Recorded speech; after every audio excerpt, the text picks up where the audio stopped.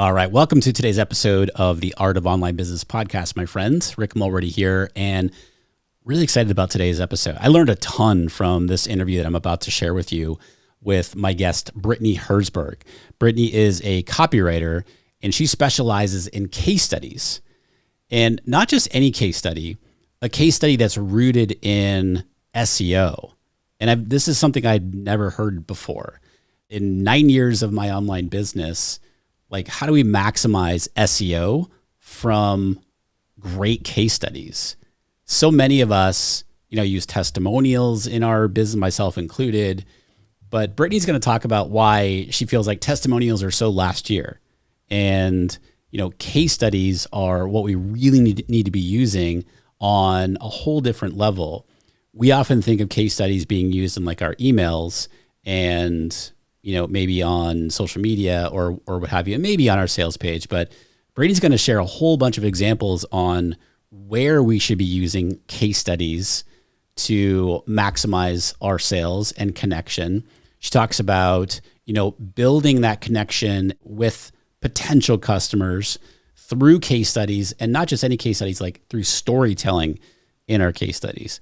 She shares her PET framework, PET, which is how she recommends doing a case study, and walks us through the entire process. Not only that, but also, again, how to incorporate SEO so that it has long-term benefits for us. When people are searching for a specific thing, you have the opportunity for your case study or your case studies to come up as a search result on Google. So without further ado, let's go hang out with Brittany Herzberg.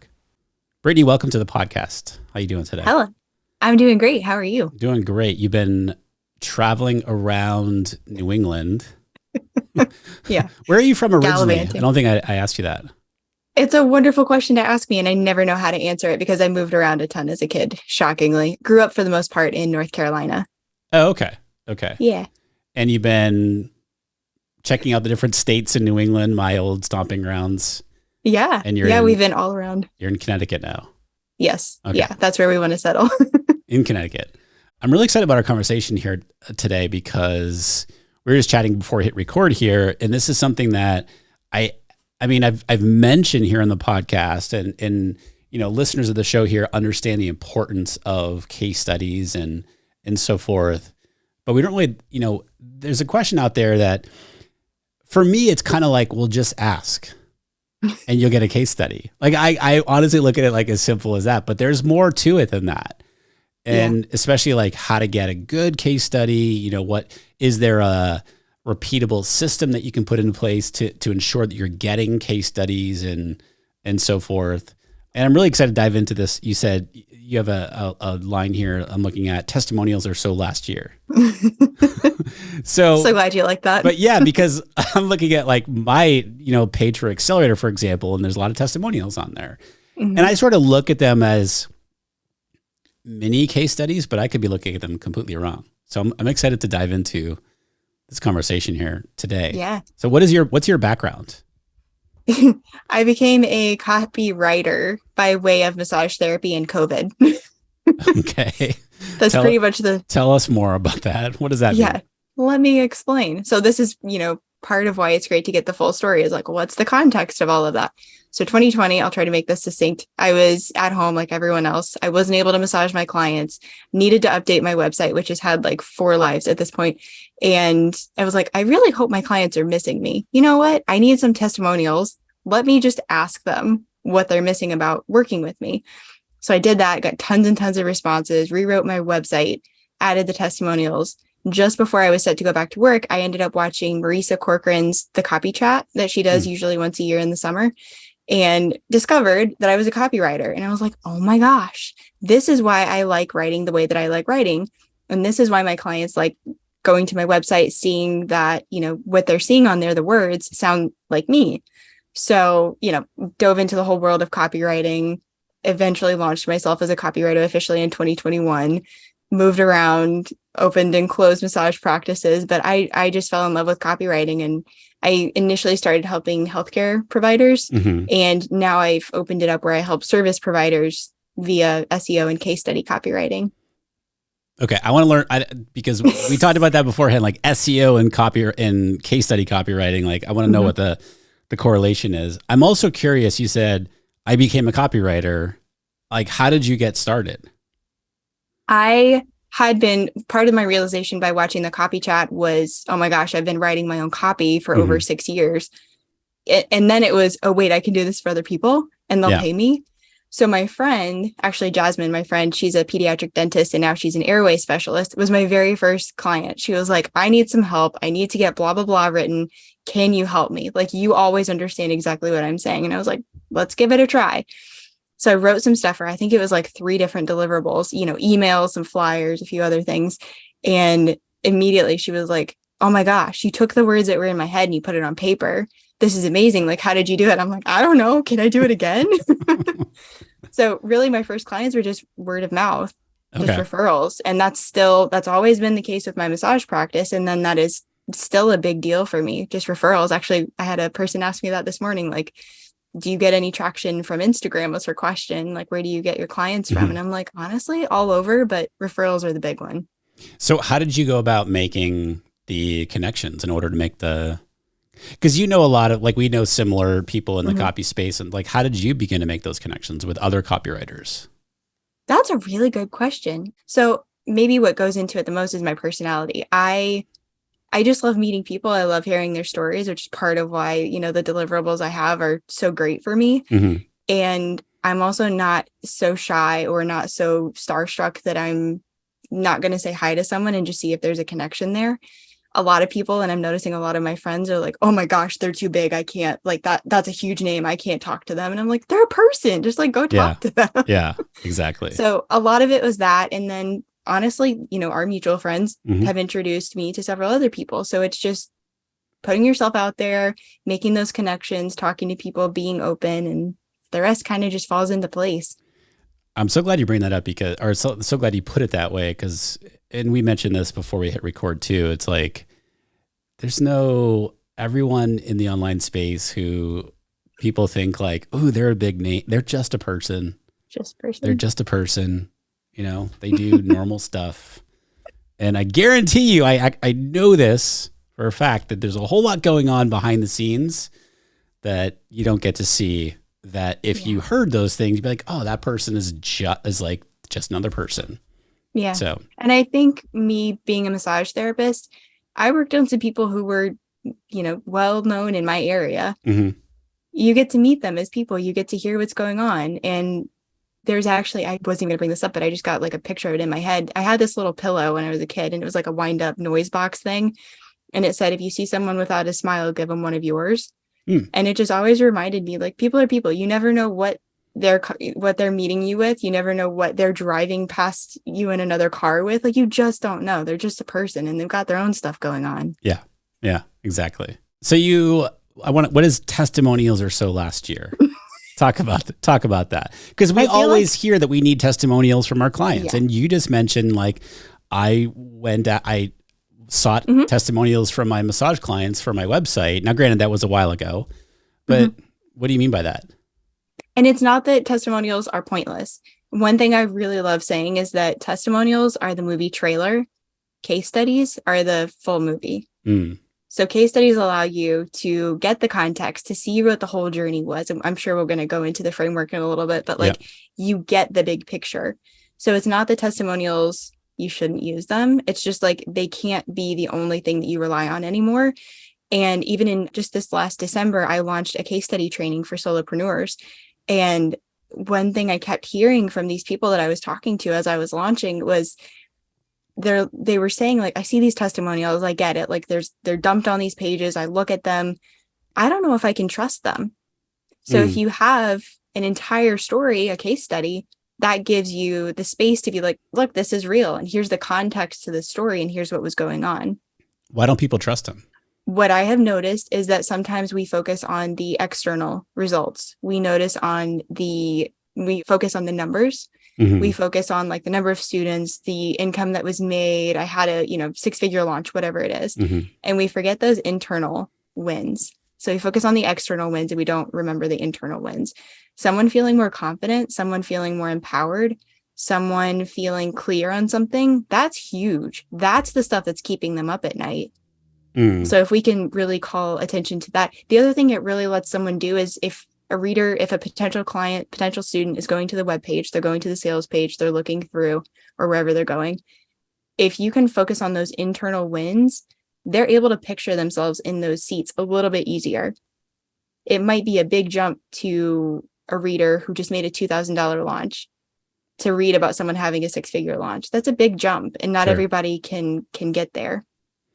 So it's almost like a little bit, I don't know, what's coming to my mind is a little bit of like the softer results, if you will, that frankly, and I think this is what you're saying, is that most testimonials don't cover. Yeah. Most of them like are numbers based. Yeah. I know that when I get testimonials and from maybe some of our accelerator members, and a couple of them are talking about those, I feel more confident about, or this, I almost like my immediate thought about them, just to be honest, is like, oh, that's maybe not as strong a one as, whatever, this other one with numbers in it. But what I'm hearing is what you've seen is that sometimes those are some of the stronger ones, actually, because they are oftentimes easier for people to see themselves in. Yeah. And you said stronger. The thing I was thinking of was valuable. To us as business owners, we might not see them as super valuable, or we might not think that someone would see that as valuable, but the reader, that's huge. That's everything to them. And actually I just got to put this into action with one of my mentors just about a week and a half ago. She's launching something, and I was like, we were talking about the testimonials that she had in an email sequence. And I was like, I've been through your program. I know social proof. Can I take a stab at this for you? She was like, sure. She actually let me like collaborate with her on this. And as we were going through, it was cool to kind of see like the light bulb start clicking. And it kind of is unfortunate because as we have this success, we kind of get a little bit removed from where we first started out, from where a lot of our people might be. So to have someone else be able to come in and just be like, nope, this is kind of where they're at. Like, this is really good for them. This means a lot. Like, it's cool, right? It just kind of gives you that tether back down to where you were at some point and where your people still are. So what types of changes did you make? A lot of it was just like highlighting things. And one thing she did was she put some testimonials in a different font color. Okay. And I was like, oh, this is great. Your eye goes immediately there. Something she already really does a great job of is taking a screenshot and underlining. And she has a certain color that she uses. I don't want to rat it out just in case anyone's paying attention. But yeah, she goes in, she underlines things. And then we just worked in more of the internal results, more of those internal wins. So when I think case study, and I don't, you have something called a PET framework. Sure do. Which you said that you don't love the cliche of being a dog mom, but you will use it. And I notice here that you have PET. That's the name of your framework, PET. Yep. So what is the PET framework when it comes to case studies? So the PET framework exists because Brenna McGowan, I'm always running things by her. And she was like, we just had a conversation in Voxer one day and she's like, that's your framework. And I was like, bless you. Cause I always wanted something that was just like fun. Yeah. And this is so me. And I have a dog named Jack. And I was like, this is perfect. So the PET framework is the storyline that all of my case studies are based on. So it's P, what was the problem that someone was having?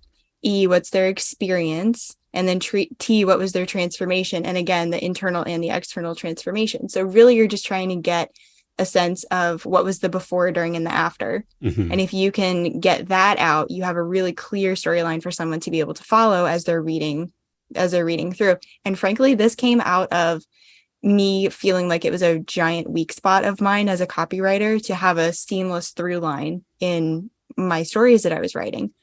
So I was like, I need something to help me focus because I do have a tendency to like ping pong. And this has been instrumental for me being able to get some really awesome case studies out into the world. So problem, experience, transformation, both internal and external. Yes. So when you say like get some awesome case studies out into the world, tell us more, like what does that look like with this framework here? It looks like the stories that I'll say it this way. I wrote one for someone who has since become a friend, and I still remember her. I still get chills thinking about it. I sent her the link, or she was given the link maybe by my client. And she's like, I'm bawling. I just read what you wrote about me and I'm bawling. So she, the person that we're highlighting in this story, felt seen, felt celebrated.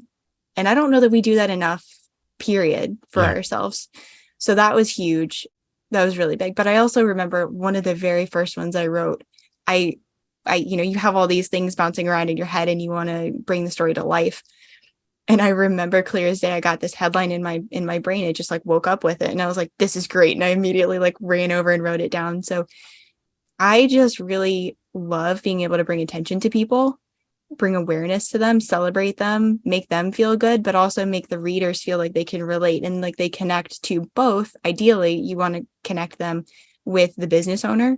And you want them to connect with the person who's the client in the story. So, and I say story because that's how I think of it. It's just like you're bringing the story to life. You're sharing this person's story. Yeah, I was just going to ask you, like, what do you mean by? Are you telling us specific? So the problem, are you presenting it in like story format? I would imagine that like story is like the hero and the journey and all that stuff, right? Yeah. Are we talking about the same thing here? Yes. Yeah. Okay. So that you're following the person. And actually we were talking about this before we hit record. My boyfriend, some of what he does is editing. So he's like my in-house copy editor, and I'll, get my case study done and then I'll send it to him and I'm like, okay, copy edit this for me. And something I also hear him talk about with his own clients is like following the main character. Yeah. So like, let's say I'm writing about Rick. It's like, all right, did I lose track of Rick? I got to find Rick again. Like, where is he? So, but yes, there is like the hero, the client, and the business owner. So there's kind of like a two part, although as I'm saying that, it's kind of like your client needs to be the hero and the business owner is the guide. So whatever they're teaching or sharing would be more of like that guide aspect. If you follow Donald Miller with his, what is it, Story Brand? Yep. Story Brand Framework. Yeah. Yep. So it's allows you, if you have this more of like a story, it allows you to follow the journey and then you're hooked. And of course with copywriting, it's like you want them to read the line and then read the next line and then read the next line and then eventually take some kind of action. So that was how I was able to put it in more of like a story format, build those connections, give that seamless flow through it. So if I'm a course creator, can we go through like a hypothetical? Yeah. Put you on the spot. We'll see how good I do. Yeah. So if I'm a course creator and I want to include a case study and I do want to talk about like where, what are the quote unquote best places to be leveraging case studies, because whether it's, if we're doing a live promo or evergreen or what have you, or emails, just like, regular emails that we're writing, what are how can we go about doing this? So I'm a course creator. Yeah. So I'm a course creator and I want to include it in my evergreen funnel. I want to include a great case study. Go. No pressure. Okay. Step one, write it. Well, step one is actually identifying who it is that you want to highlight. And again, this is something that I start with my clients with. Who do you want to feature and why? What is it that you really want to highlight? Once we figure that out, part of my process is that I watch an interview or I listen to an audio interview. I make notes, I pull out quotes, and then I come up with the story arc, which was what we just talked about, the PET framework. So I fill that out. And then SEO is in everything that I do. So I come up with the SEO research, come up with the strategy for that page so that it gets found, so that when someone does some kind of search on Google, it gets found. Then I write the first draft and then send it to my client, make it all pretty, send it off to a web designer. Ta-da, it's all done. It's on the web. And with that, you could either create a case study blog or you could create a case study web page. Kind of just whatever your preference is. You could do either one. What's the difference? I've done both. I don't really know. I don't have a good answer for that. It's just kind of personal preference. I've had clients ask me that and I'm like, whatever you want to do. If you want to have a blog, if you want to have just a web page, one of them's going to have /blog and then the URL. Oh, okay. Okay. I got you. But I haven't found an SEO performance difference there. Would you include that on a sales page? Yes. So, well, you could. Okay. I have a client that's actually testing this out right now, and I want to see how it plays out. Mm-hmm. And it wasn't even something that I thought of because I do write sales pages as well. And as you know, the goal of a sales page, get someone to the sales page, you take the header off, you take the footer off. You want them to make one of two choices. They're in, they're buying, or they don't like it, they're out. Right. So ideally you wouldn't, or in theory you wouldn't, but that's currently being tested out. So I kind of think of case study pages similar to sales pages, except flipped on its head. So with the sales page, you want them to make one of two choices. They're in or they're out. With a case study, I want them to feel like they're on a diving board and they get to take a jump into everywhere that you are online. It speeds up the know, like, trust factor. So for a slower buyer, slower decision maker, they get all of these touch points. And most likely they're going to go check out at least a few of them. They're going to go check you out on Instagram, listen to your podcast, see what it was that you helped your client with. And in theory, they will like you and want to work with you. So that's my thought of like how a case study works in that capacity. Where would the case study live in that instance? So if they are actively launching something, or even if they have an evergreen funnel and they have a sales page up, what I like to do is make the call to action, one of the calls to action from the sales page or from the case study to go to the sales page. So before that, we have common places that I like to use case studies. You can turn it into a social post and then leave the link in your bio. You can talk about it frequently on, let's say, Instagram stories. I love Instagram, so I hang out there all the time. You could have it as part of even like a Facebook Live or something like that. You could talk about it and then link to it. A lot of my clients use them in their emails, in their launch sequences. You could have it in your welcome sequence. You could have it in a regular monthly, just a normal email where you talk about it and point people in that direction. So those are some of the common places where they hang out. Also, you can link to it from different pages on your website. And it doesn't matter if it's a blog. It doesn't matter if it's its own web page. So you could have it, let's say, on your services page where you're like, here's the thing I offer. If you want to check it out in action, read so-and-so's case study and then click out and they can go and read about it over there. So those are some of the common ones that I got you. Okay. So that's where like the extra blog page would come in, where you just like, this page is just about this one case study here.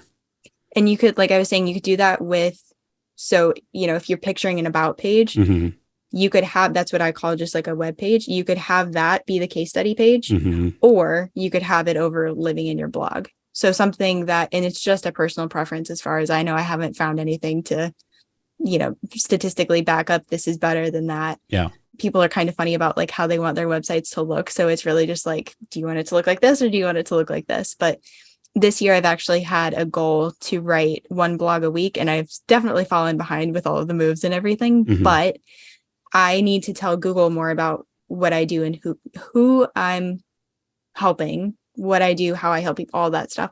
So the best way I could figure out to do that, while also being like very meta about it all, was like, here's a case study about me working with a client. Here's a case study about me being a client over at like this chiropractic office. So just kind of like playing around with the different types of case studies too. You mentioned before, like I'd go listen to an interview. What if somebody doesn't have an interview with that person? You can get one done. So you could go and just interview the person. That's also a service that I offer my clients, because like I said, I just like talking to people and you do the interview for them. I can on their behalf. Gotcha. Okay. So I've done both, and I've actually started to bring this full circle. I've started to get testimonials from these strangers that I'm writing the case study about, where I've interviewed them. It's very Inception-like. Right? So your client hires you to do the interview. Yes. Because you're writing the case study. Yes. And then you get a testimonial from the person that you're interviewing, who is the case study on how good of an interviewer you are. More just like what I want to know. Actually, it's funny that I'm realizing this right now. How did the interview feel? What was the experience like? Oh, okay. Yeah. Gotcha. So more of like the internal, like I felt comfortable talking to Brittany. I felt very seen. I felt, whatever it was. Gotcha. Okay. That's very meta. It's very meta. So, all right. So we want to pretty clear on the format. Like if we don't have an interview, we can just interview them, sit down on Zoom for 15 minutes and have a chat. Yeah. Now, are there specific questions that we should be asking the person that we want to do the case study about that align with problem, like the PET framework, problem experience or experience and transformation? Are there specific questions we want to be asking? Honestly, just starting there is great. And with the training that I put out, that was the number one thing. I was shocked. That was the number one thing that people wanted to know. What questions should I be asking in that interview? Yeah. And same thing like you said, I was like, just talk to them, just ask them questions. But people always want like, no. Tell me what to ask. Yeah, they do. And I wasn't expecting that. So that was an interesting aha moment that I had. So I actually came up with a list of questions, which I did not bring with me because I wasn't thinking that far ahead. But really where you want to start is just what was keeping you up at night before you came in? What help were you hoping to get? Why did you choose me? Why are you working with me? And then you can go more to the experience, the during. What did it feel like going through this? If this, side note, if this interview isn't going to be seen by anyone, if you're not going to use this for a podcast episode or a Facebook Live or something like that, you could even take that opportunity to say, hey, is there anything I could have done better? Is there anything that would have made this experience like a 10 out of 10 instead of a 9 out of 10? Most of the time, people are pretty happy and they don't have anything to say. But if they do have something to say, it's like, ask them and you shall receive possibly. Yeah, it's good feedback. Yeah. And then, for the T part, what's happened in your life and in your business since we've worked together? What wins have you had? And if they go immediately for the numbers, which a lot of people want to do, you can also then follow that up with like, well, how did you feel after completing the program? How do you feel now that you have XYZ under your belt? Yeah. Another question everybody always wants to know is like, how long is a case study? So mine, I've noticed, land around 1,000 words, give or take a couple hundred. That's a pretty long case study. It's a pretty long case study. And yours doesn't have to be that long. So, good rule of thumb when you're writing any kind of copy for a web page, at least 500 words. So you at least want to give them that much, but probably it's going to land, if it's on the short side, between 500 and 800 words. So we probably wouldn't, and you correct me if, we probably wouldn't include that on a sales page. Wouldn't that be pretty long for a sales page? Well, you wouldn't want it. The thing I was thinking about is you wouldn't want to include like the actual copy. Okay. But what you might want to do, and this is how my client has done it. She has like a blurb. So it's kind of like the highlight, the hook. Okay. And that way, if people want to read more, then there's a button underneath that says, read the full story over here. And that's the client that's using the case studies on her sales page. So it's just a little blurb and then a button. Gotcha. Okay. But doesn't that take them off the sales page though? Exactly. That's why I'm saying like we're testing it. Okay. It was her idea, and I was like, "Let's see how this goes." Is it sending them to one page with several case studies on it? No, just the one. Interesting. Just the one client. But she has 3 featured on the sales page, 3 clients. Yeah. So it's 3 of those blurbs, and then three away pages. Because I think that'd be kind of interesting. Maybe it is, and I'm curious to see how it goes. Hyperlinks at the top that I don't know how to do this from I am not a techie person. But have the name of the person and whatever, their deal, basically who they are and what they do. And then maybe the person wants to read, number 2 of 3. So they click that one and just bounces them down to that section of the page. You could do that. And then there's buttons throughout the page that kicks them back to the sales page though. Yeah. I don't understand how to do any of that text. We'll have to call. I'm not either. Someone who knows you can have call the CTA buttons throughout the page that would just kick back over. But what do they call it? Jump links. Links. There you go. No idea how to do them, but nope. I know the name. I think they're pretty easy to do. So another question that people always ask, and I'm always curious about this too, is where if we're doing a launch, for example, where in the email sequence, both, let's just say where people are going to do a live training or something like that. Are we using case studies before, after, during quote unquote, or, open enrollment or what have you, or both, or where are we using it? That's a good question. And actually I'm smiling because if you're watching any kind of video, you'll see that I'm smiling because I have another very meta idea for the next launch that I do for this case study. And I'm going to do the next launch, and then I'm going to have it kind of more of like an evergreen with different push periods. I know that's something that you share about on the show. Yep. So I'm like, clarification, I'm not just going to be living this launch life. Yeah. Yeah. Don't worry. But I want to feature the case studies in that launch, which then leads into the case study training. So I'm not quite even, I haven't fleshed the whole thing out in my head, but my first thought as you were running through the different possibilities is just, yes, like shove them in there wherever. You could have it as a PS. I've seen clients use it as a PS. Like an example of that would just be PS if you want to read about, I don't know, barber success with whatever, like click here. Yeah. And then they can just go off and go to the case study page and read about it. And then in theory, the case study page would lead them to signing up for the program, buying your package, whatever it may be.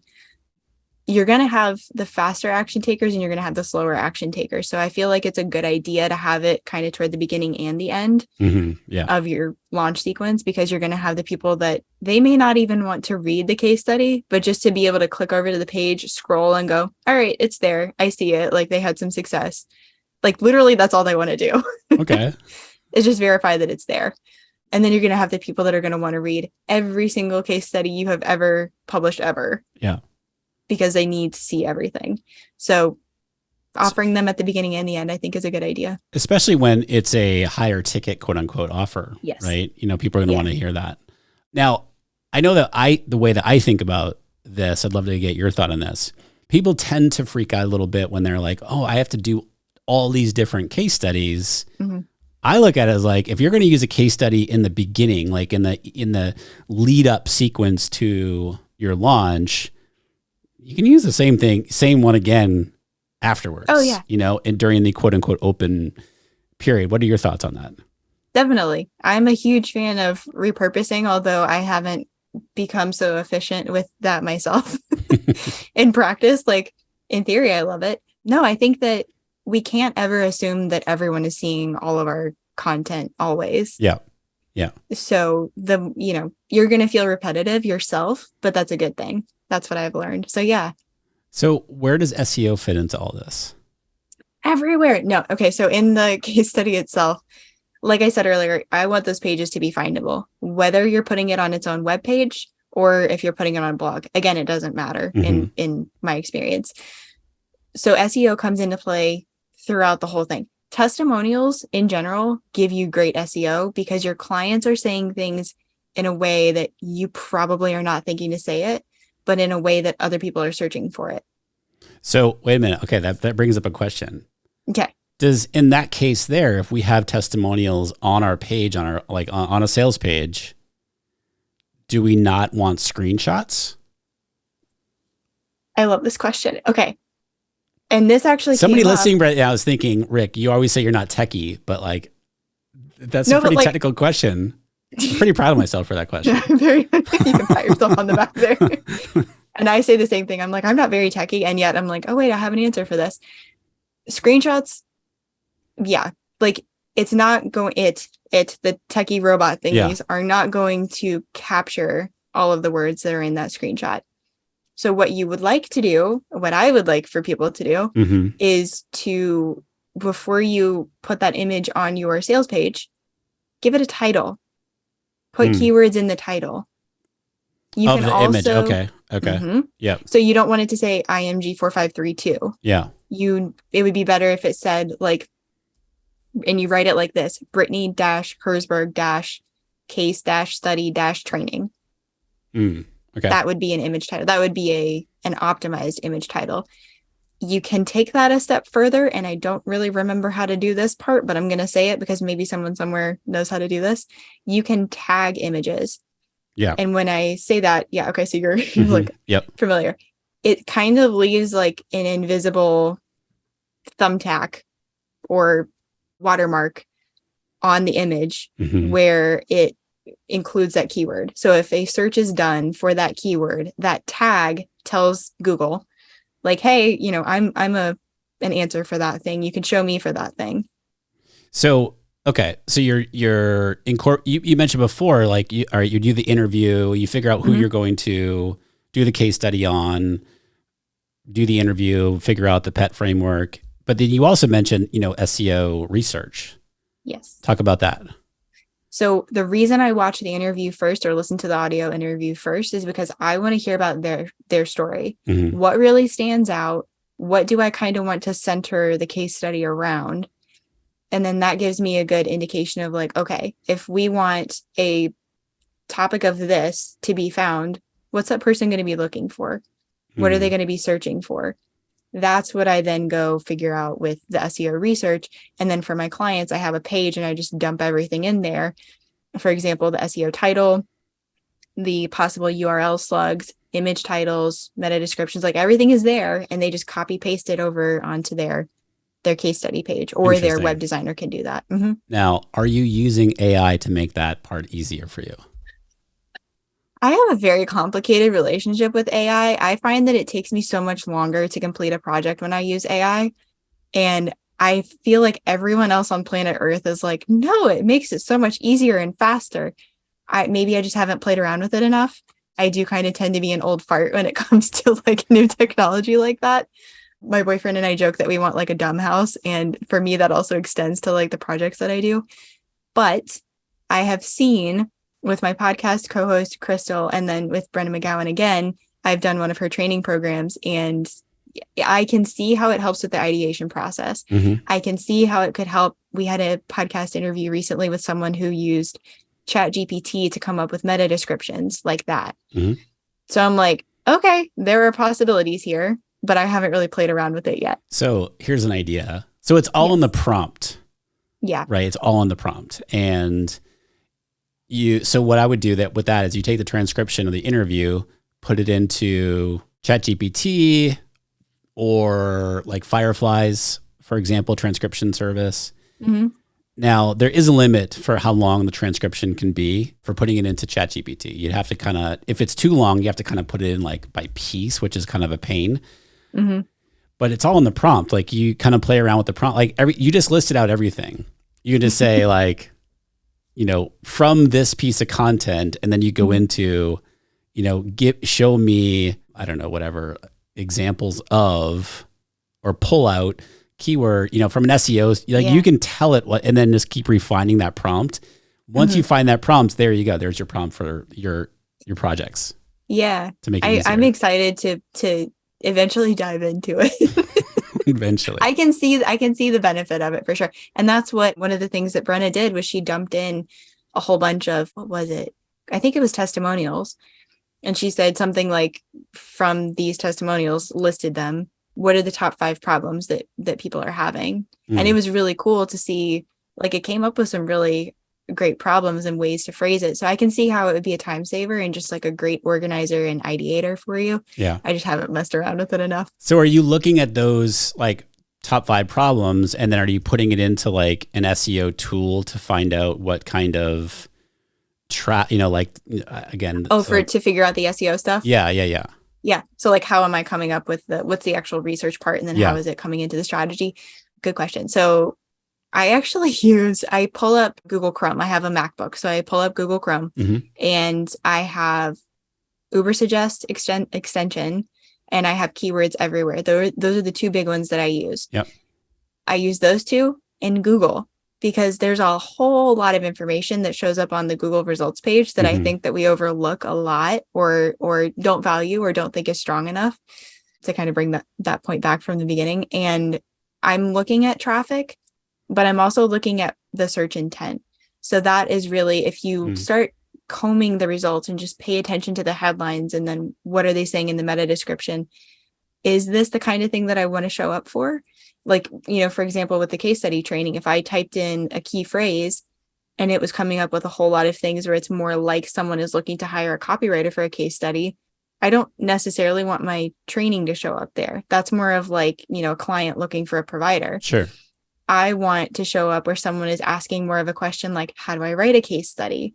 What makes a good case study? Things like that. So the search intent is huge.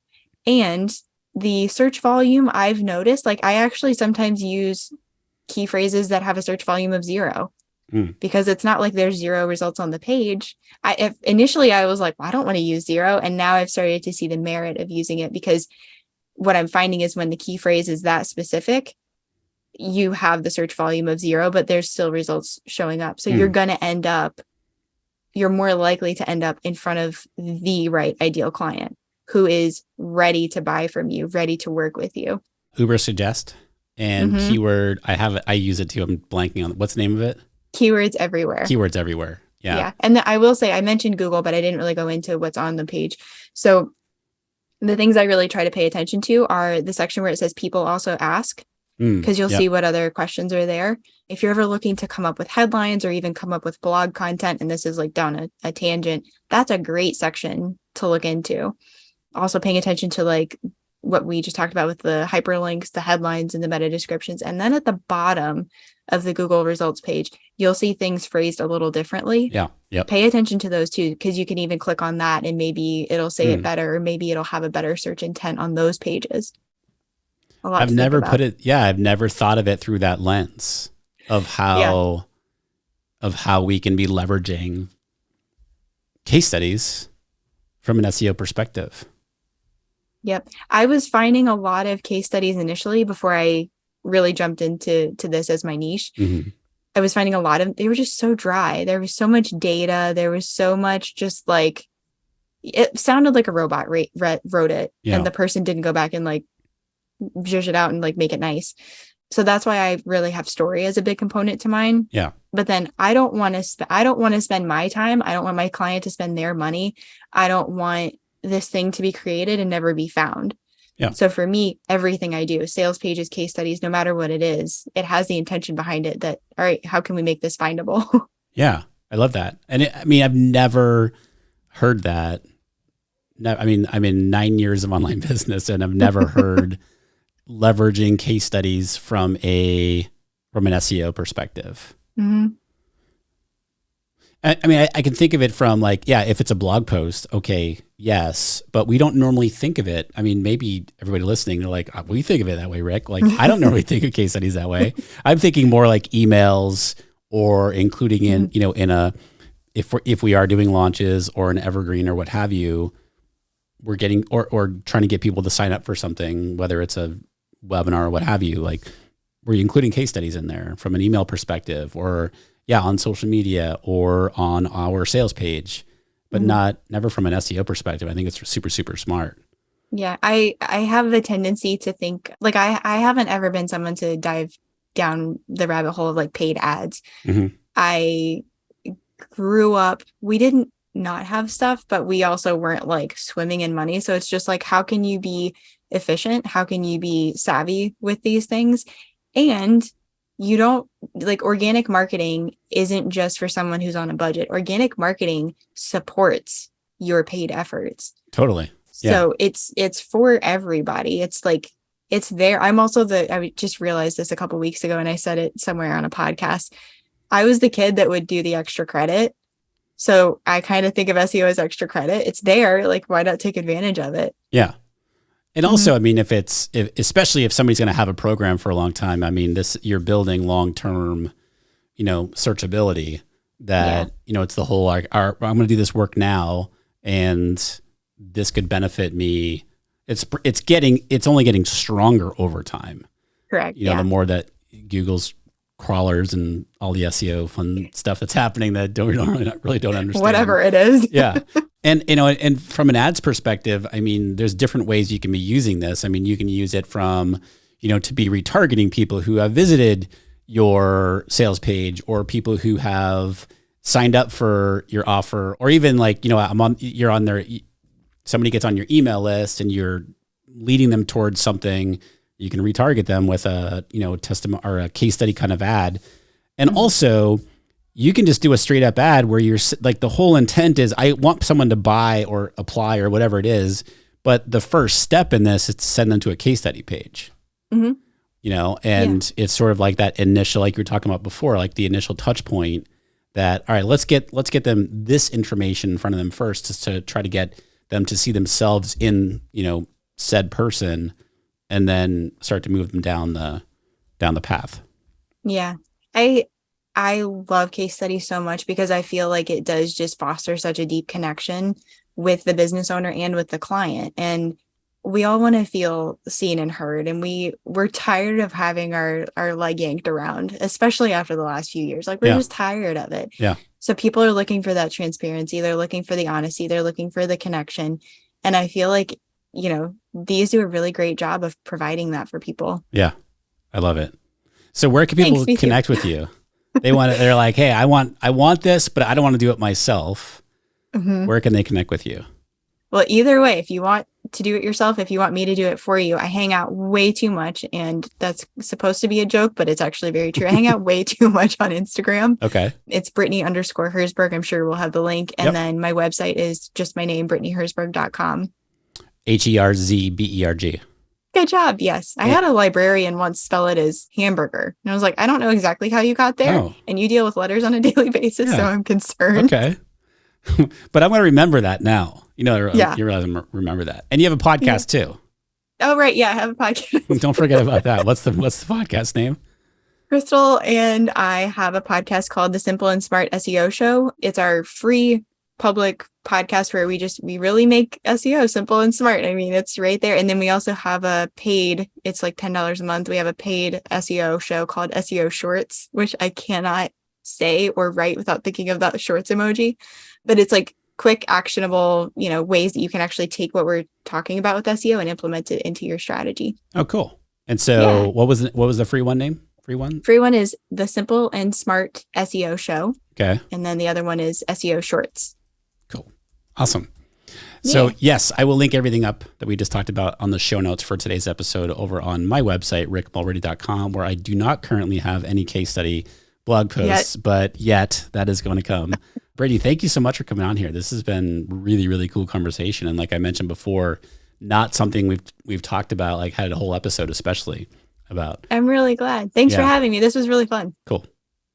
All right. Hope you got a ton out of that one with Brittany. I know that I was taking notes the entire time. We actually chatted quite a bit after the interview here, just talking about like some of the things that I can be doing with case studies based on everything that you just learned. So hopefully you go and take some action on what you just learned today, connect with Brittany, let her know that you heard her on the podcast here. And while you're at it, if you've not yet left a quick rating and review for the show over on Apple Podcasts, it's still a very big help. Thank you in advance for doing that. And also make sure to subscribe to the podcast so that you don't miss any episodes here on the show. If you're listening on like Spotify or another platform, click that follow button. And that also helps us reach more people because it's telling the algorithm and these platforms that, hey, we like this show. And so make sure to do those quick couple of things in support of the show. Appreciate that. Until next time, my friend, be well, and I'll talk to you soon.